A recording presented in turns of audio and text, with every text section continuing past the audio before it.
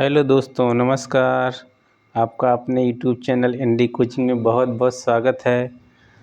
हम लोग current affairs की एक नई श्रृंखला को स्टार्ट कर रहे हैं, जिसमें से एक महत्वपूर्ण मैगजीन समसामयिक क्रॉनिकल एक मासिक पत्रिका है, उसको हम लोग पढ़ेंगे और महत्वपूर्ण चीज़ों को देखते हुए बाद में जो है इससे संबंधित जो क्वेश्चन भी है उसको भी देखेंगे।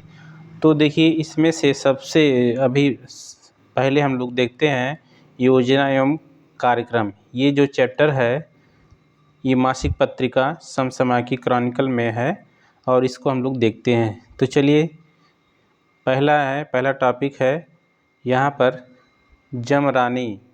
देखिए, जमरानी बांध बहुउद्देशीय परियोजना।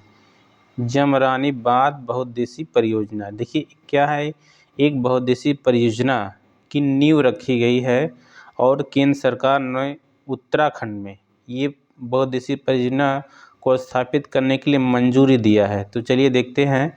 आर्थिक मामलों की कैबिनेट समिति ने 25 अक्टूबर 2023 को प्रधानमंत्री कृषि सिंचाई योजना त्वरित सिंचाई लाभ कार्यक्रम PMKSY AIBP के तहत उत्तराखंड की जमरानी बांध बहुउद्देशीय परियोजना को शामिल करने की मंजूरी दे दी।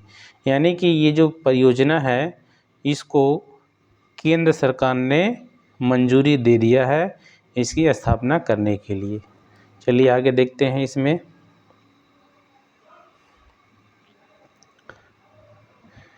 इस परियोजना को पूरा करने के लिए उत्तराखंड को 1557 करोड़ रुपए से अधिक की केंद्रीय सहायता की मंजूरी दी गई। 2584 करोड़ रुपए के से अधिक की अनुमानित लागत वाली यह परियोजना मार्च 2028 में पूरी होगी। यहाँ पर ये बिंदु याद रखना आवश्यक है, ये परियोजना कब पूरी होने की संभावना है, तो मार्च 2021 में। आगे देखते हैं। इस परियोजना का उद्देश्य उत्तराखंड के नैनीताल जिले में, कहाँ पर, नैनीताल जिले में रामगंगा, ये परियोजना किस नदी पर बनाई गई है, रामगंगा की सहायक नदी गोला पर। ठीक है, किस नदी पर, रामगंगा की सहायक नदी गोला पर जमरानी गांव के निकट बांध का निर्माण करना है। इस परियोजना का उद्देश्य क्या है? इस परियोजना का उद्देश्य एक बहुउद्देशीय परियोजना की स्थापना करना है। तो चलिए देखिए, 2-3 बातें यहाँ पर जो क्वेश्चन जो बनने की संभावना है देख लेते हैं। पहले तो ये परियोजना का नाम याद रखना है। परियोजना का नाम क्या है? जमरानी बांध बहुउद्देशीय परियोजना है। ये परियोजना कहाँ पर है? तो ये है उत्तराखंड। कौन सा राज्य है? उत्तराखंड। ठीक है, उत्तराखंड का ये जिला कौन सा है? तो नैनीताल जिला। स्थान अगर पूछ लेगा तो कौन सा बताएंगे? नैनीताल जिला। और यह परियोजना किस नदी पर बनाया गया है? तो गोला नदी। गोला नदी किस नदी की सहायक नदी है? तो आप कहेंगे रामगंगा की सहायक नदी। 3 बातें यहाँ पर याद रखना है। परियोजना का नाम क्या है, परियोजना की स्थापना किस राज्य में किया जा रहा है, तो उत्तराखंड, किस राज्य के किस जिले में और किस नदी पर किया जा रहा है, तो नैनीताल जिले में गोला नदी पर किया जा रहा है, जो कि रामगंगा की सहायक नदी है। चलिए आगे देखते हैं हम।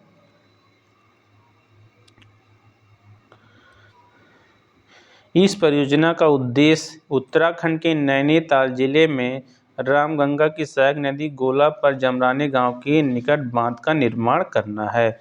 इससे उत्तराखंड के नैनीताल और उधम सिंह जिलों तथा उत्तर प्रदेश के रामपुर, कौन सा जिला? रामपुर और बरेली जिलों में 57,065 हेक्टेयर भूमि पर अतिरिक्त सिंचाई हो सकेगी।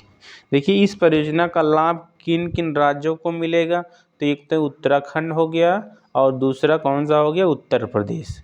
उत्तर प्रदेश में देखिए रामपुर और बरेली, ये 2 जिलों में इसका लाभ मिलेगा। यहाँ पर किसानों को सिंचाई की सुविधा मिल सकेगी। रामपुर जिला एक है और एक है बरेली जिला। रामपुर जिला और बरेली जिले, ये दोनों जिलों से होकर रामगंगा नदी प्रवाहित होती है, यानी कि दोनों शहर रामगंगा नदी के तट पर स्थित है। यहाँ पर एक जानकारी आप लोगों को जान लेनी चाहिए। ठीक है, तो यहाँ पर इस टॉपिक से क्या क्या सवाल बन सकते हैं, तो सबसे पहले पूछ सकता है कि केंद्र सरकार ने हाल ही में उत्तराखंड के किस जिले में किस बांध परियोजना के निर्माण को मंजूरी दिया है, तो ये परियोजना कौन सा हो जाएगा, जामरानी परियोजना। ठीक है, यह परियोजना कहाँ स्थापित किया जा रहा है, तो उत्तराखंड के कहाँ पर, किस जिले में, नैनीताल जिले में। किस नदी पर, तो गोला नदी पर। गोला किसकी सहायक नदी है, रामगंगा नदी पर है। इस परियोजना का उद्देश्य किन किन राज्यों को सिंचाई के लिए अतिरिक्त जल उपलब्ध कराना है, तो 2 राज्य हो जाएंगे आपका, एक उत्तराखंड, दूसरा उत्तर प्रदेश। चलिए दूसरा टॉपिक इसमें से देखते हैं हम लोग।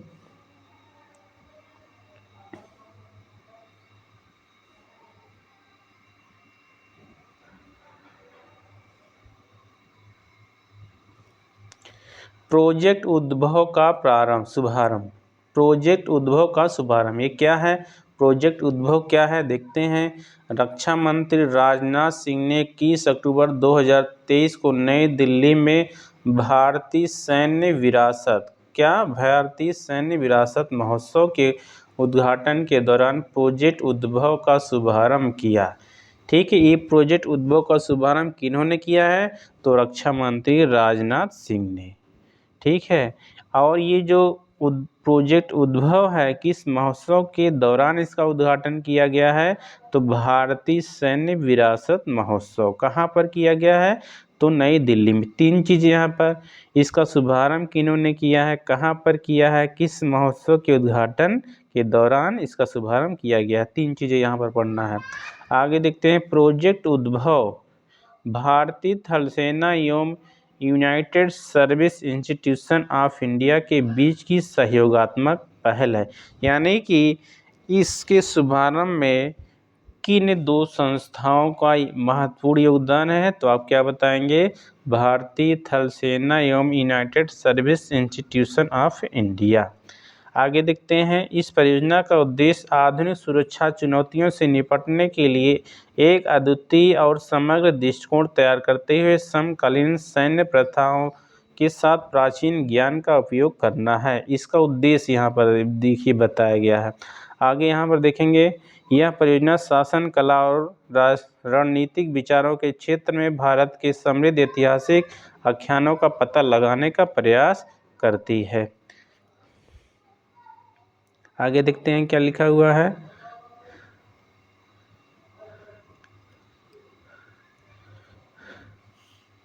उद्भव, जिसका अर्थ उत्पत्ति है, हमारे राष्ट्र के पुराने धर्म ग्रंथों एवं लेखों को समाहित करता है। तो यही है कि जो है ये इसमें से जो सवाल बन सकता है, सबसे पहले तो यह पूछेगा कि प्रोजेक्ट उद्भव है क्या, प्रोजेक्ट उद्भव है क्या, ये पूछेगा।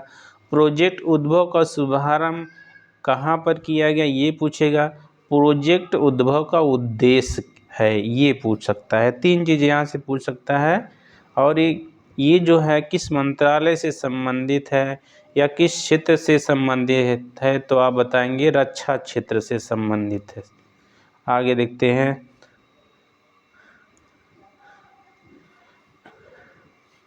यहाँ देखिए, पीएम स्वनिधि योजना के अंतर्गत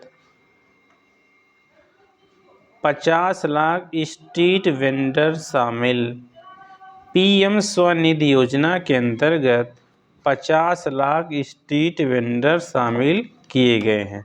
अब देखिए, पीएम स्वनिधि योजना क्या है, एक प्रकार की योजना है, और इस योजना के अंतर्गत 50 हाल ही में 50 लाख स्ट्रीट वेंडर शामिल किए गए हैं। अब यहाँ देखिए, पीएम स्वनिधि योजना भारत सरकार द्वारा चलाई गई एक प्रकार की योजना है। ठीक है, तो ये है। उसके बाद 50 लाख स्ट्रीट वेंडर, यहाँ पर ये जान लेना आवश्यक है कि स्ट्रीट वेंडर क्या होते हैं। देखिए, जो शहरों में सड़कों के किनारे जो दुकान वाले होते हैं, ठेले वाले होते हैं, रेहड़ी वाले होते हैं, इनको वेंडर कहा जाता है। ठीक है, तो इन्हीं वेंडरों के लिए सरकार ने ये पहल शुरू किया है। तो चलिए देखते हैं इसमें क्या लिखा हुआ है। आवासन एवं शहरी कार्य मंत्रालय द्वारा, पहले तो यही याद कर लेंगे कि मंत्रालय कौन सा है जो इस कार्य को कर रहा है, तो आप क्या बताएंगे? आवासन एवं शहरी कार्य मंत्रालय। आवासन एवं शहरी कार्य मंत्री इस समय कौन है? तो हरदीप सिंह पुरी है। कौन है? हरदीप सिंह पुरी वर्तमान में। ठीक है, अब यहाँ पर देखेंगे, हाल ही में प्रदान की गई जानकारी के अनुसार प्रधानमंत्री street vendor Atmanirbhar Nidhi PM Svanidhi योजना के तहत पूरे देश में 50 लाख से ज़्यादा स्ट्रीट वेंडर को शामिल किया गया है। कितने स्ट्रीट वेंडर को शामिल किया गया है? 50 लाख। आगे देखते हैं इसमें क्या लिखा गया है।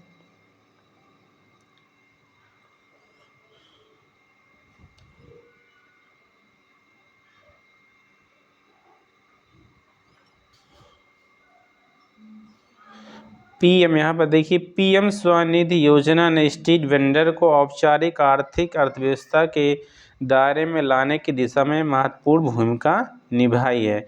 इस योजना, देखिए पीएम स्वनिधि योजना ने क्या किया है, इन स्ट्रीट वेंडरों को, यानी कि पटरियों पर जो दुकान वाले होते हैं, उनके आर्थिक औपचारिक अर्थव्यवस्था के दायरे में लाने के लिए, यानी कि उनको अर्थव्यवस्था का एक अंग बनाने के लिए महत्वपूर्ण भूमिका निभाया गया है। दूसरा पॉइंट देखते हैं, आवासन एवं शहरी कार्य मंत्रालय द्वारा 1 जुलाई 2023 से एक अभियान शुरू किया गया है, जिसमें योजना के अंतर्गत प्राप्त की जाने वाले लक्ष्यों को संशोधित किया गया।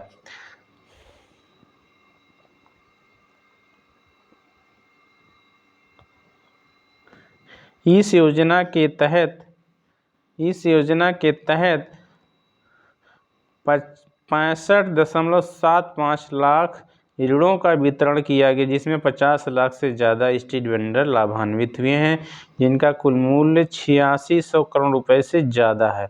पीएम स्वनिधि योजना भारत सरकार की एक अग्रणी पहल है, जिसका उद्देश्य स्ट्रीट वेंडर्स को औपचारिक आर्थिक प्रणाली में एकीकृत करना और क्रेडिट के औपचारिक चैनलों तक उनकी पहुंच को सुविधाजनक बनाना है। तो इसमें 2-3 चीज़ों को हमको याद करना ज़रूरी है। जैसे हाल ही में केंद्र सरकार ने पीएम स्वनिधि योजना के अंतर्गत कितने स्ट्रीट वेंडर को शामिल करने का फैसला लिया है? तो आप बताएंगे कितने? 50 लाख स्ट्रीट वेंडर। कितने? 50 लाख स्ट्रीट वेंडर। हाल ही में क्वेश्चन फिर बन सकता है, हाल ही में 50 लाख स्ट्रीट वेंडरों को शामिल करने के लिए केंद्र सरकार ने किस योजना के तहत इनको फैसला लिया गया है? तो आपका हो जाएगा पीएम स्वनिधि योजना। क्या हो जाएगा? पीएम स्वनिधि योजना, ये हो जाएगा। आगे देखते हैं, इसका उद्देश्य वही है जो भी हम लोगों ने पढ़ा, कि इसका उद्देश्य स्ट्रीट वेंडरों को अर्थव्यवस्था के दायरे में लाना है।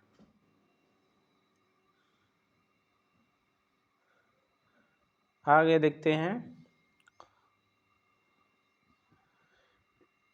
पीएम स्वनिधि योजना के अंतर्गत, यहाँ से देखेंगे, पीएम स्वनिधि योजना के अंतर्गत विगत 3 महीनों में राज्यों ने 12 लाख से अधिक नए विक्रेताओं को जोड़ा है।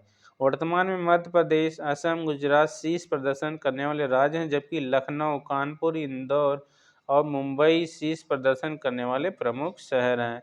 प्रधानमंत्री street vendor Atmanirbhar Nidhi PM Svanidhi योजना शहरी स्ट्रीट वेंडरों के लिए एक सूक्ष्म ऋण योजना है, जिसकी शुरुआत 1 जून 2020 को की गई। देखिए, एक प्रकार की ये योजना है जिसके तहत ये स्ट्रीट वेंडर, यानी कि जो पटरियों पर दुकान लगाने वाले होते हैं, उनको ऋण दिया जाएगा। एक प्रकार से जो है छोटा लोन दिया जाएगा, जिसकी राशि कितनी होगी? 50,000 रुपये इनको लोन दिया जाएगा, ताकि ये जो है अपनी आर्थिक दशा को सुधार सकें और जो इनके छोटे छोटे व्यवसाय हैं उसका उन्नति कर सकें।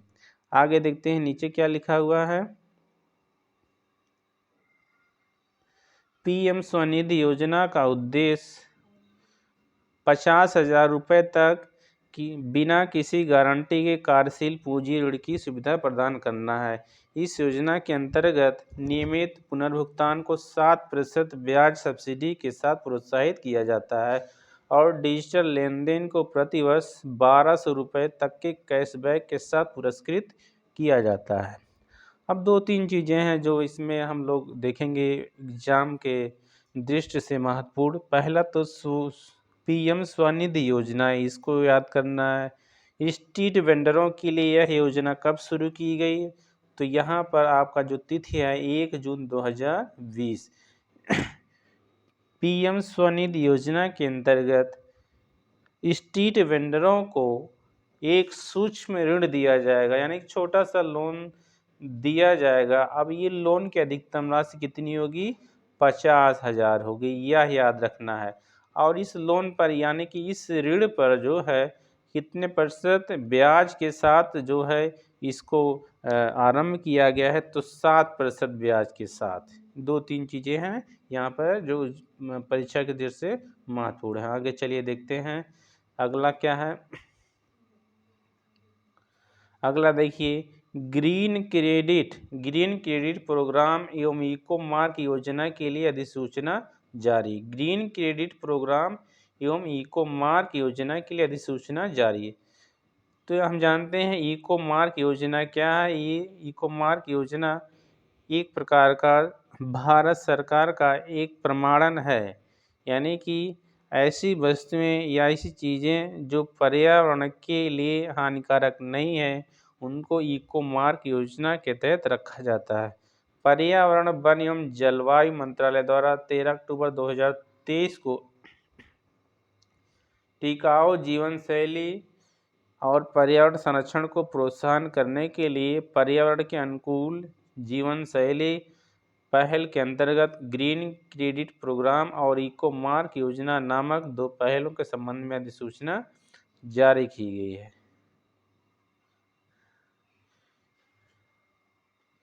ग्रीन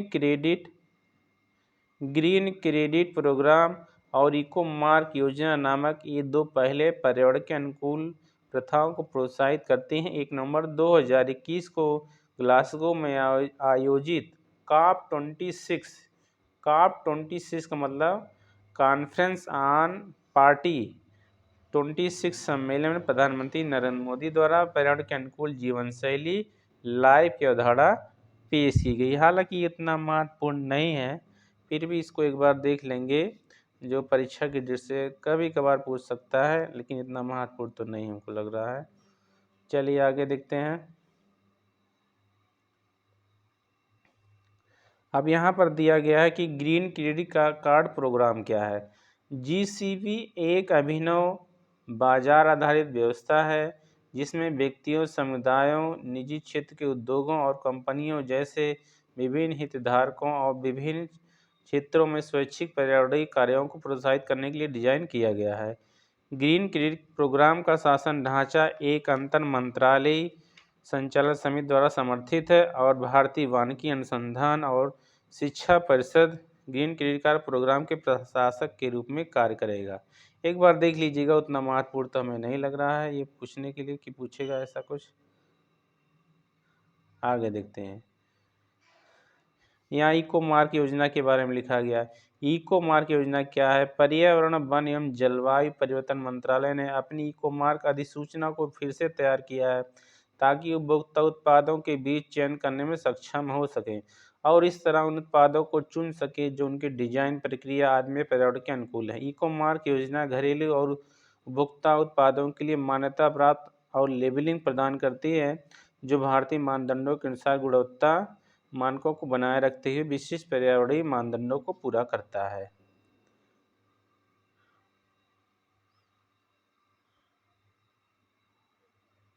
चलिए आगे देखते हैं। व्हाइट गुड्स के लिए PLI योजना में बदलाव। PLI योजना में बदलाव। वाइट गुड्स के लिए। तो देखते हैं क्या है इसमें। 11 अक्टूबर 2023 को केंद्र सरकार द्वारा योजना के संचालन को सरल बनाने तथा व्यावसायिक सुगमता में सुधार करने के उद्देश्य से संचालन को केंद्र, देखिए यहाँ पर पहले देख लेते हैं। केंद्र सरकार द्वारा योजना के संचालन को सरल बनाने तथा व्यावसायिक सुगमता में सुधार करने के उद्देश्य से व्हाइट गुड्स के लिए उत्पादन लिंक्ड प्रोत्साहन योजना के दिशा निर्देशों में बदलाव से संबंधित अधिसूचना जारी की गई। संशोधित दिशा निर्देशों के तहत कैप्टिव खपत या समूह कंपनियों को आपूर्ति के मामले में बिक्री मूल्य की गणना के लिए तुलनीय अनियंत्रित मूल्य कप की पद्धति के स्थान पर कास्ट प्लस पद्धति को अपनाया जाएगा। आगे देखते हैं क्या है। साथ ही वैधानिक अनुपालन और दावा दायर करते समय प्रदान किए गए रिकॉर्ड के बीच विसंगति के कारण दावा प्रस्तुत करने की अंतिम तिथि तथा लाभार्थी द्वारा अतिरिक्त प्रोत्साहन की वापसी में संशोधन किया गया है। व्हाइट गुड्स के पीएलआई योजना एसी एलईडी लाइट्स के घटकों और उप असेंबली के निर्माण के लिए शुरू की गई थी, जिसे 7 अप्रैल 2021 को प्रधानमंत्री की अध्यक्षता में केंद्रीय मंत्रिमंडल द्वारा मंजूरी दी गई थी। इस योजना को वित्त वर्ष 2021-22 से वित्त वर्ष 2028-29 तक 7 वर्ष की अवधि में लागू किया जाना है तथा इसका परिव्यय 6,238 करोड़ रुपए है। इस योजना को उद्योग एवं आंतरिक व्यापार संवर्धन विभाग द्वारा 16 अप्रैल 2021 को अधिसूचित किया गया। चलिए इसको एक बार देख लीजिएगा, इतना महत्वपूर्ण तो नहीं है परीक्षा की दृष्टि से। अगला देख लेते हैं सुपर पावर रिटेलर प्रोग्राम। अभी प्रोग्राम क्या है देखेंगे। कौशल विकास और उद्यमिता मंत्रालय के तहत कार्यरत राष्ट्रीय कौशल विकास निगम एनएसडीसी में सुपर पावर रिटेलर प्रोग्राम शुरू करने के लिए 15 अक्टूबर 2023 को कोका कोला इंडिया के साथ समझौता किया है। हाँ, ये थोड़ा लग रहा है कि देखेंगे। सुपर पावर रिटेलर प्रोग्राम, ये प्रोग्राम है क्या है देखते हैं। कौशल विकास और उद्यमिता मंत्रालय के तहत, किस मंत्रालय के अधीन या तहत, तो कौशल विकास और उद्यमिता मंत्रालय के तहत कार्यरत राष्ट्रीय कौशल विकास निगम ने, किस निगम ने, तो राष्ट्रीय कौशल विकास निगम ने, राष्ट्रीय कौशल विकास निगम ने सुपर पावर रिटेलर प्रोग्राम शुरू करने के लिए किसके साथ समझौता किया है, तो कोका कोला इंडिया के साथ। कोका कोला इंडिया और राष्ट्रीय कौशल विकास निगम ने एक समझौता किया है एक प्रोग्राम के लिए। कौन सा प्रोग्राम है, तो ये प्रोग्राम है सुपर पावर रिटेलर प्रोग्राम। आगे देखते हैं इसमें क्या है।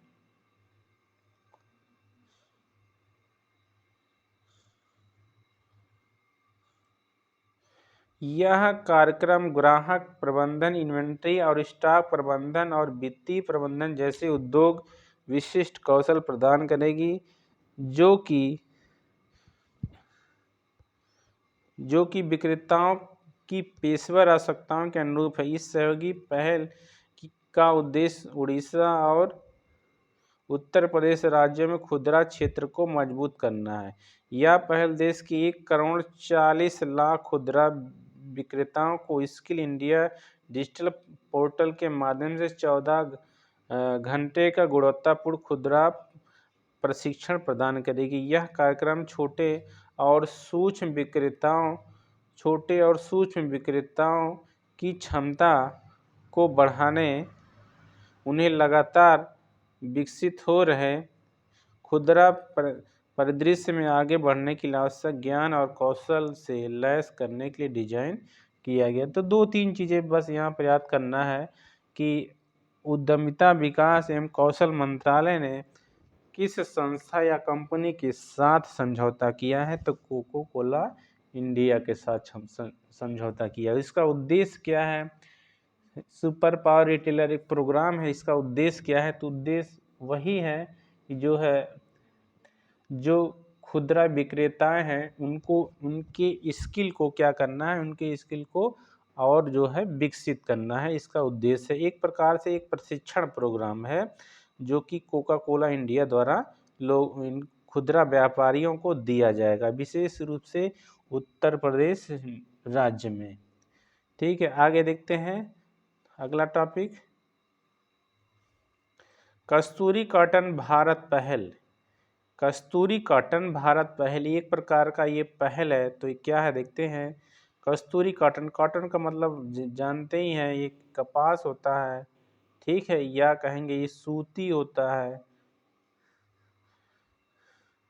केंद्रीय कपड़ा मंत्री पीयूष गोयल ने 21 अक्टूबर 2023 को वैश्विक बाजार में भारतीय कपास की प्रतिस्पर्धात्मक बढ़ाने के लिए, यानी कि प्रतिस्पर्धात्मकता बढ़ाने के लिए एक पहल कस्तूरी कॉटन भारत की वेबसाइट लॉन्च की है। यह वेबसाइट कस्तूरी कॉटन भारत पहल पर जानकारी और अपडेट के लिए एक डिजिटल मंच प्रदान करेगी।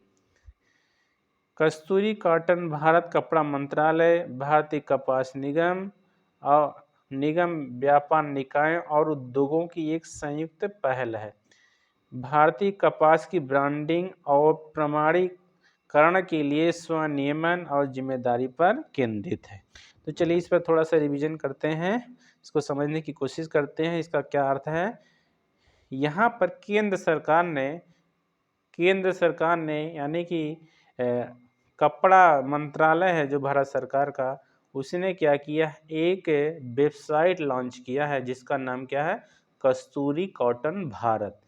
अब ये डिजिटल जो वेबसाइट है इसका उद्देश्य क्या है, जो भारतीय कॉटन होता है, भारतीय सूती वस्त्र होते हैं, जो कपड़े होते हैं जो विदेशों को निर्यात किए जाते हैं, ऐसे भारतीय कपड़ों को विदेशी बाजार में या अंतर्राष्ट्रीय बाजार में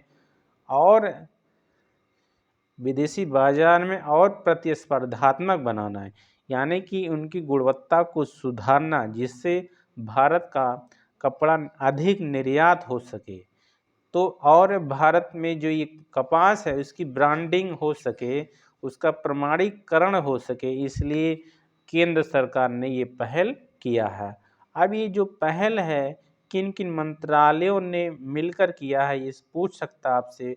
तो कस्तूरी कॉटन भारत ये जो पहल है, यहाँ पर इस लाइन में देखिए आगे लिखा हुआ कपड़ा मंत्रालय, एक कौन सा है, ये कपड़ा मंत्रालय है, एक तो ये कपड़ा मंत्रालय है, दूसरा है आपका भारतीय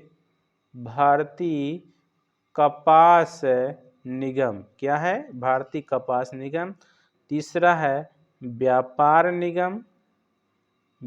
निगम और उद्योग। ये इन सब संस्थाओं की एक संयुक्त पहल है।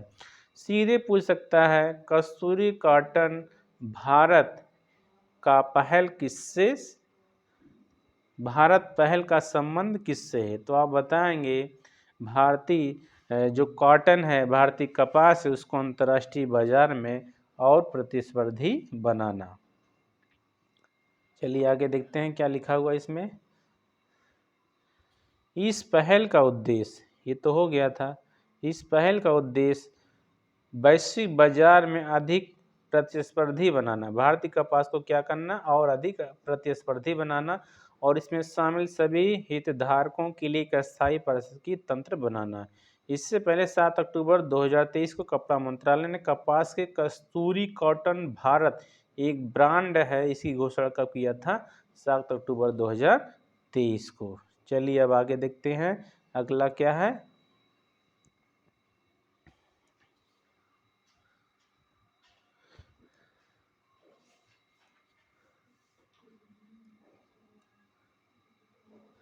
सघन मिशन इंद्रधनुष 5.0 का तीसरा चरण। केंद्रीय स्वास्थ्य एवं परिवार कल्याण मंत्रालय के प्रमुख नियमित टीकाकरण अभियान। देखिए इन मिशन इंद्रधनुष केंद्र सरकार का एक अभियान है जो कि बच्चों के टीकाकरण से संबंधित है। अब ये जो है ये इसका 5वां चरण चल रहा है। 5.0 का मतलब ये 5वां चरण और उसका उपचरण है, ये तीसरा चरण, ठीक है, यानी कि ये 5th स्टेज में पहुंच चुका है, 5th फेज में पहुंच चुका है। तो अब यहाँ पर देखिए, केंद्रीय स्वास्थ्य एवं परिवार कल्याण मंत्रालय के प्रमुख नियमित टीकाकरण अभियान सघन मिशन इंद्रधनुष 5.0 IMI 5.0 के तीसरे चरण को 9 से 14 अक्टूबर 2023 के दौरान संचालित किया गया। IMI 5.0 यह सुनिश्चित करता है कि नियमित टीकाकरण सेवाएं देश भर में छूटे हुए बच्चों और गर्भवती महिलाओं को मिले। यानी कि इसका उद्देश्य क्या है, जो देश भर में छूटे हुए बच्चे हैं और उनकी जो और गर्भवती जो महिलाएं हैं ना, उनका क्या हो, नियमित रूप से टीकाकरण हो, इसका उद्देश्य यही है। आगे देखते हैं मिशन इंद्रधनुष। मिशन इंद्रधनुष के तहत किसी कारणवश नियमित टीकाकरण सेवाएं देश भर में छूटे हुए बच्चों गर्भवती महिलाओं को मिले। सघन मिशन इंद्रधनुष के तहत किसी कारणवश नियमित टीकाकरण से छूट गए 5 वर्ष के बच्चों और गर्भवती महिलाओं का टीकाकरण किया गया। गर्भावस्था में 2 बार और बच्चों को 5 वर्ष की उम्र तक 7 बार टीका कराना आवश्यक है। ठीक है, गर्भावस्था में 2 बार और जो बच्चे होते हैं 5 वर्ष तक ना, उनको 7 बार टीकाकरण कराना आवश्यक है। IMI 5.0 अभियान का लक्ष्य राष्ट्रीय टीकाकरण अनुसूची NIS के अनुसार सार्वभौमिक टीकाकरण कार्यक्रम UIP के तहत प्रदान किए गए सभी टीकों के लिए टीकाकरण कवरेज को बढ़ाना है। 2023 तक खसरा और रूबेला उन्मूलन। देखिए यहाँ पर याद कर लीजिएगा, ये लक्ष्य है भारत का स्वास्थ्य मंत्रालय द्वारा रखा गया एक प्रकार का लक्ष्य है कि भारत में खसरा और रूबेला को पूरी तरीके से समाप्त कर दिए जाने का लक्ष्य रखा गया। ये कब तक, 2023 तक रखा गया। ये कभी किसी एग्जाम में पूछ सकता है कि भारत में खसरा और रूबेला जैसे रोगों के उन्मूलन के लिए कब तक लक्ष्य रखा गया, तो 2023 तक। ठीक है, और रूबेला टीकाकरण कवरेज में सुधार और विशेष ध्यान दिया गया है और देश के सभी जिलों में पायलट मोड में नियमित टीकाकरण के लिए यूविन डिजिटल प्लेटफॉर्म का उपयोग किया जा रहा है। ठीक है, तो चलिए दोस्तों, हम लोग इस वीडियो को समाप्त करते हैं। नेक्स्ट सेशन में हम लोग इस मैगजीन के दूसरे चैप्टर को देखेंगे।